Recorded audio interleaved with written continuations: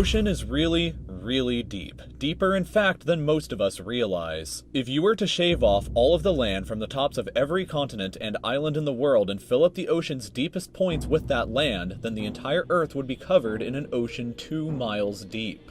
3/4 of our planet is already covered in water though, and it goes a lot deeper than just 2 miles. Let's start with a sense of scale. This dot right here is the size of an average human, this slightly larger dot is the size of an elephant, and this is the size of the largest ship ever built, the Knock Nevis. With that in mind, let's start going underwater and see what we find out.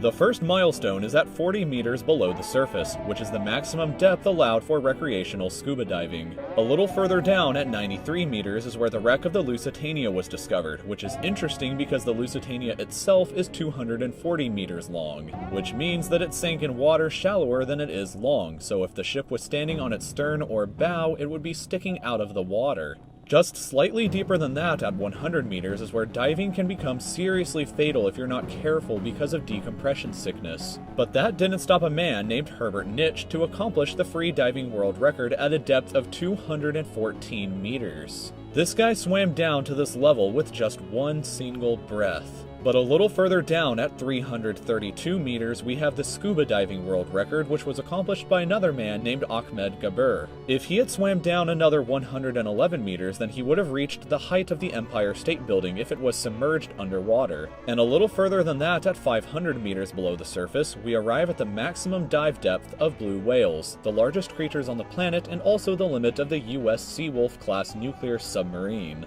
At 535 meters, we can witness the maximum dive depth of emperor penguins, and this is when we must bring up the intensity of water pressure. At this level below the surface, the water pressure exerted on a person, or the penguins, would be roughly equivalent to a polar bear standing on a quarter. So further down the depths, at 830 meters, would be the height of the Burj Khalifa in Dubai, the tallest building in the world.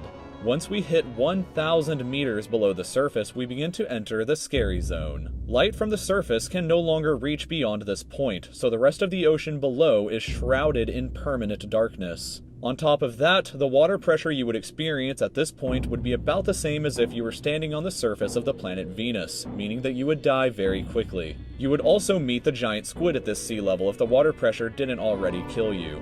At 1,280 meters, we reach the maximum depth dived to by the leatherback sea turtle, and further down at 1,828 meters, we would reach the deepest part of the Grand Canyon were it to be underwater with us. Down at 2,000 meters, we start to encounter some of the more terrifying sea creatures, like the ominously named black dragonfish, a carnivorous beast with a stomach that doesn't allow light to be emitted through it. Meaning that since we're in total darkness underwater at this point, the only way you would ever see this thing is with a flashlight. A little further down at 2,250 meters, we would reach the maximum depth dived to by both sperm whales and the very frightening colossal squid. Sperm whales often have sucker marks and scars left on their bodies from battles with the colossal squid that likely take place at these incredible depths. The squids themselves can grow to be 14 meters long and weigh up to 750 kilograms with eyes the size of a dinner plate and razor-sharp sickles in the middle of their tentacles. So yeah, good luck with that down there. Way further down at 3,800 meters, we can find the wreck of the RMS Titanic. And a bit past that, at 4,000 meters, we start to enter the abyssal zone of the ocean. Water pressure is at an astonishing 11,000 pounds per square inch down here, and there are numerous strange, almost alien-like creatures that inhabit these depths, such as the fangtooth, anglerfish, and viperfish.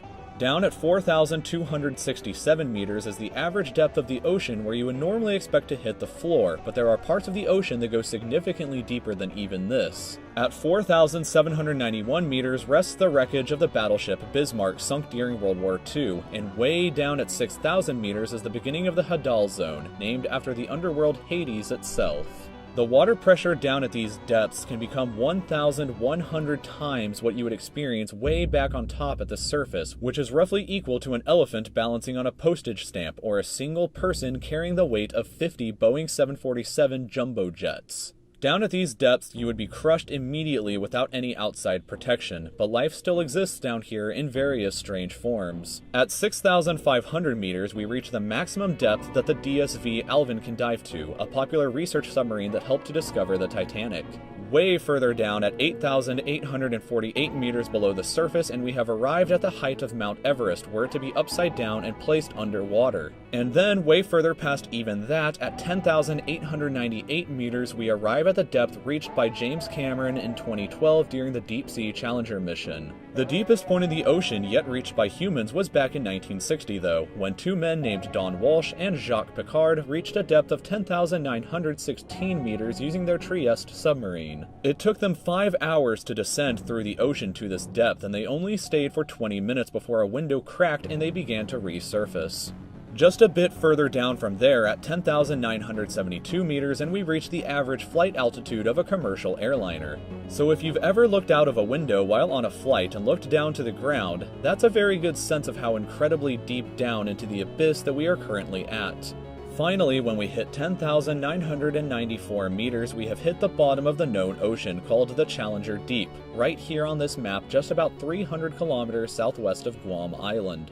However, it is believed that there are almost certainly even deeper parts of the ocean than this that just haven't been discovered yet. It wasn't until 1997, after all, that the Sirena Deep was discovered with a depth of 10,732 meters, making it the second deepest known point in the ocean. It is estimated that only about 5% of the ocean's floor has been accurately mapped, leaving the other 95% to be currently a mystery. It may be only a matter of time before an even deeper part of our ocean is found, and who knows what we may discover there.